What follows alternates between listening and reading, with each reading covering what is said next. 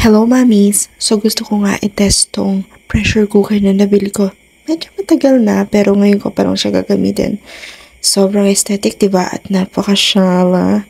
Anyways, ang lulutuin natin today is nilagang baka. So, perfecto. Malalaman natin kung effective ba siya. And ito nga, napakadali niyang i-assemble. Kayang-kaya ng kahit sino, mami. Kahit hindi ka ganun kataas yung IQ, charot. Kayang-kaya mo to. Kayang-kaya natin to. Like, sobrang dali na. Napaka-straightforward. Wala nang kailangang manual. Sobrang common sense lang. Anyways, made of glass nga yung lid niya. Tapos, metal yung body. And plastic yung handles and all that. So, yeah. Para matest natin yan, mag-prepare tayo ng condiments natin at mga gulay para sa nilagang baka natin today. Anyways, gusto ko din palang i-promote tong gamit ko na kutsilyo. It's a set knife. Meron siyang maliit na knife, malaki, may katamtaman, mahaba, at saka meron din siyang peeler. So, nasa yellow basket lang din yung link or description ng video. Actually, lahat naman ng product na ginagamit ko dito, nasa description lang din ng video na to or nasa yellow basket. Anyways, so nakikita niyo naman, napakadaling maghiwa ng mais kasi nga napakatalim niya at kahit hasain mo, hindi nawawala yung talim. Kasi iba pag ordinary knives, ang tendency pag hinasa mo, wala na, nasisira na. But this is different.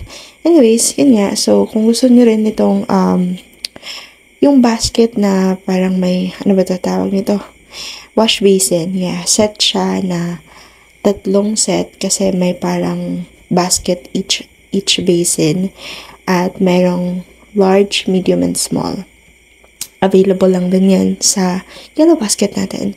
Anyways, ang ginagamit kong meat is Mubarak meat, which is super certified halal. 420 lang ang per kilo nila.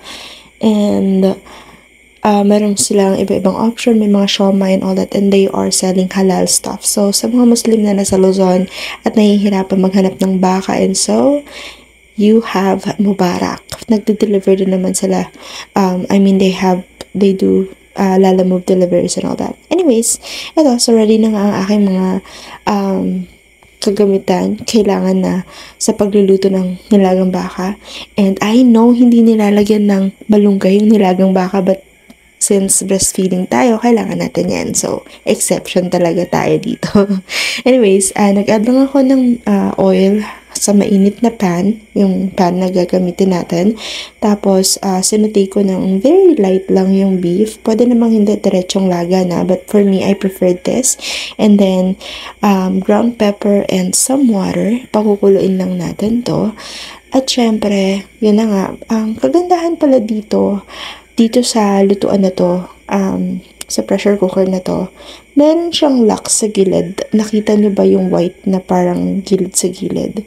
Actually, lock pala siya. So, ang reason for the lock is para hindi talaga lumabas. Kasi itong takip niya, surrounded ng lid niya, is may parang goma para hindi talaga lumabas yung usok and all that. So, kaya madali siyang makakulo, madali siyang makaluto. And mind you, pagkatapos kong lutuin to, nung uulamin na namin, ang lambot ng beef, kaya perfect na perfect. 10 out of 10 to sa akin. Perfect.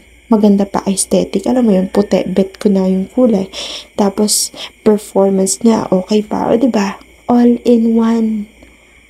Two birds and one stone, sabi nga nila. So, yun nga, ito na ang ating nilagang baka, and yes, napaka-galing nitong lutuan. So, kung ako sa inyo, I'll buy it na. Lahat ng product, again, nasa yellow basket. Bye na!